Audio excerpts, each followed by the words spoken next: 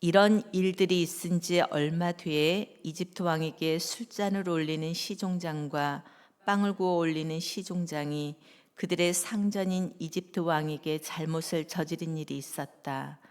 바로가 그 두 시종장 곧 술잔을 올리는 시종장과 빵을 구워 올리는 시종장에게 노하여서 그들을 경호대장의 집안에 있는 감옥에 가두었는데 그곳은 요셉이 갇힌 감옥이었다. 경호대장이 요셉을 시켜서 그 시종장들의 시종을 들게 하였으므로 요셉이 그들을 받들었다. 그들이 갇힌 지 얼마 뒤에 감옥에 갇힌 두 사람 곧 이집트 왕에게 술잔을 올리는 시종장과 빵을 구워 올리는 시종장이 같은 날 밤에 꿈을 꾸었는데 꿈의 내용이 저마다 달랐다. 다음 날 아침에 요셉이 그들에게 갔는데 요셉은 그들에게 근심스러운 빛이 있음을 보았다. 그래서 요셉은 자기 주인의 집에 자기와 함께 갇혀 있는 바로의 두 시종장에게 물었다. 오늘은 안색이 좋아 보이지 않습니다. 왜 그러십니까? 그들이 그에게 대답하였다. 우리가 꿈을 꿨는데 해몽할 사람이 없어서 그러네. 요셉이 그들에게 말하였다. 해몽은 하나님이 하시는 것이 아닙니까? 나에게 말씀하여 보시기 바랍니다. 아멘. 우리가 잘 알고 있는 내용입니다. 오늘 본문을 통해서 우리는 꿈의 주인이신 하나님을 만나게 됩니다. 성경은 꿈을 통해서 하나님의 뜻을 보여주신 이야기를 많이 말씀합니다. 하지만 모든 꿈을 다 믿어서는 안 된다라고도 말씀하십니다. 그래서 오늘 본문에서 말하는 이 꿈은요, 단지 잠잘 때 꾸는 꿈이라기보다는요, 하나님께서 성도에게 주시는 소망과 비전으로 이해하는 것이 더 좋습니다. 성경은 말씀합니다. 요엘서 2장 28절에요. 너희 아들들은 예언을 하고 노인들은 꿈을 꾸고 젊은이들은 환상을 볼 것이다라고요. 하나님은 성도들에게 꿈을 주십니다. 그리고 그 꿈을 이루어 가시는 분도 하나님이십니다. 그래서 성도는 하나님이 주신 꿈을 먹고 사는 사람이라고 말할 수 있습니다. 오늘 본문은 이 성도에게 주신 이러한 꿈이 어떻게 현실 가운데서 이루어지는지를 보기를 원합니다. 오늘은 두 가지를 함께 보면서 은혜를 나누고자 하는데요. 첫 번째로는 하나님은 우연 같은 일들을 통해서 꿈을 이루어 가신다는 사실입니다. 요셉이 감옥에 있을 때 바로의 술 맡은 관원장과 떡 굽는 관원장이 감옥에 들어오게 되죠. 겉으로 보면 우연처럼 보입니다. 하지만 하나님 안에서는요, 우연이 없습니다. 하필이면 요셉이 있는 감옥이었습니다. 하필이면 요셉이 그들을 섬기게 되었습니다. 그리고 하필이면 두 사람이 같은 날 꿈을 꾸게 됩니다. 모든 것이 우연처럼 보입니다. 그런데 사실은 하나님의 계획 안에 있습니다. 우리 삶도 그렇습니다. 때로는 이해되지 않는 일들이 많습니다. 왜 이런 일이 일어났는지 알 수도 없습니다. 하지만 하나님은 우리의 삶 속 모든 그 퍼즐 조각을 사용하셔서 하나님의 뜻을 이루어 가십니다. 성도의 삶에는 절대 우연이 없습니다. 그래서 하나님께서 주신 꿈이 있다면요, 지금도 하나님의 일하시고 계심을 우리는 믿어야 합니다. 그 믿음이 있을 때 우리는 우리의 삶을 대충 살아갈 수 없는 것입니다. 성실하게 살아가게 됩니다. 그리고 책임감 있게 살아가게 됩니다. 왜냐하면 오늘의 이런 작은 순간들이 하나님께서 이루실 꿈의 과정이기 때문입니다. 하지만 여기서 우리가 또 한 가지 더 보게 되는데요. 뭘 보게 되냐면 하나님은 단지 환경만 움직이시는 분이 아니라는 것입니다. 하나님은요, 준비된 사람들을 통하여서 또 꿈을 이루어 가시는 분이십니다. 요셉은 감옥 안에서도 보면 사람들을 향한 관심을 가지고 있었다는 것을 볼 수가 있습니다. 어떻게 볼 수가 있냐면 자신이 지금 억울하고 힘든 상황이잖아요. 그럼에도 불구하고 다른 사람들의 얼굴 빛을 갖다가 살폈던 것을 오늘 우리가 읽은 본문에서 알 수가 있습니다. 그는 그냥 지나치지 않았습니다. 그리고 관심을 가지고 묻죠. 뭐라고 묻습니까? 그들이 먼저 이렇게 말하죠. 우리가 꿈을 꾸었는데 해몽할 사람이 없어서 그래 라고 말합니다. 그 말을 들은 요셉은요, 이렇게 대답합니다. 해몽은 하나님이 하시는 것이 아닙니까? 나에게 말씀하여 보시기 바랍니다 라고 이야기하죠. 요셉은 단지 꿈만 해석한 사람이 아니었습니다. 그는 하나님을 의지하며 사람들을 섬기는 사람이었습니다.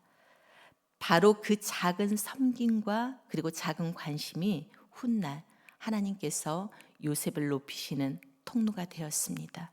우리도 마찬가지입니다. 하나님은 지금도 우리의 일상 속에서 말씀하고 계십니다. 가정 속에서도 하나님은 말씀하십니다. 교회의 상황 속에서도 하나님은 일하시고 계십니다. 우리의 시대 속에서도 하나님은 역사하고 계십니다. 그래서 우리는 깨어 있어야 합니다. 기도하며 하나님의 뜻을 우리는 분별해야 합니다. 그럴 때 우리는 하나님의 마음을 알게 되는 것이죠. 그리고 또한 우리들은 사람들을 위로하며 또 격려하며 교회를 세워갈 수 있게 됩니다. 오늘도 하나님은 우리의 평범한 하루의 일상 속에서 일하고 계시는 줄 믿으시기 바랍니다. 우연처럼 지나가는 그 만남 속에서도 또 작은 사건 속에서도 하나님은 꿈을 이루어 가십니다. 그러므로 우리는 낙심하지 말고요. 오늘 주어진 자리에서 성실하게 살아가시기를 바랍니다. 하나님은 지금도 우리의 삶을 통해서 하나님의 계획을 써 내려가고 계십니다. 우리의 삶 속에서 일어나는 그 작은 일들까지도 하나님께서 사용하고 계심을 믿으시길 바랍니다. 그래서 우연처럼 보이는 순간 속에서도 하나님의 섭리를 발견하며 살아가는 우리들이 되시기를 주님의 이름으로 축복합니다. 두 번째는요, 하나님은 기다림을 통해서 꿈을 현실로 만들어 가십니다. 요셉은 술 맡은 관원장의 꿈을 해석해 주었습니다. 그리고 그 꿈은 실제로 그대로 이루어졌습니다. 술 맡은 관원장은 다시 왕궁으로 복귀되죠. 반면 떡 굽는 관원장은요, 요셉이 해석한 대로 그대로 되었습니다. 이쯤 되면 우리는 자연스럽게 요셉에 대한 기대를 하게 됩니다. 이제 요셉도 곧 감옥에서 나오게 되겠구나. 또 이제는 하나님께서 요셉에게 길을 열어주시겠구나 라는 기대감이 있죠. 하지만 우리의 예상과는 전혀 다르게 펼쳐집니다. 술 맡은 관원장은요, 요셉을 잊어버립니다. 요셉 입장에서는 사실은 좀 서운하고 답답했을 것입니다. 분명 도와주었는데 그 사람은 요셉을 기억하지 못합니다. 분명 최선을 다했는데 그 상황은 변하지 않습니다. 오히려 다시 긴 기다림의 시간이 시작이 되는 것입니다. 하지만 하나님 입장에서는요, 하나님은 그 시간을 낭비하지 않으셨습니다. 하나님은 그 기다림의 시간을 통해서 요셉을 준비시키고 계셨습니다. 생각해 보면 요셉의 인생은요, 기다림의 연속이었다는 생각이 들었습니다. 형들에게 미움을 받을 때도 기다렸습니다. 노예로 팔려갔을 때에도요, 기다려야 했습니다. 억울하게 감옥에 갇혔을 때도 기다려야 했습니다. 그러나 그 기다림의 시간 속에서 하나님은 요셉의 믿음을 다듬고 계셨던 것입니다. 사람을 섬기는 지혜를 배우게 하셨고요. 낮아짐과 인내를 훈련하고 계셨습니다. 우리 성도의 삶에도 뭐가 있냐면 하나님의 때가 있습니다. 우리는 빨리 응답받고 싶어 합니다.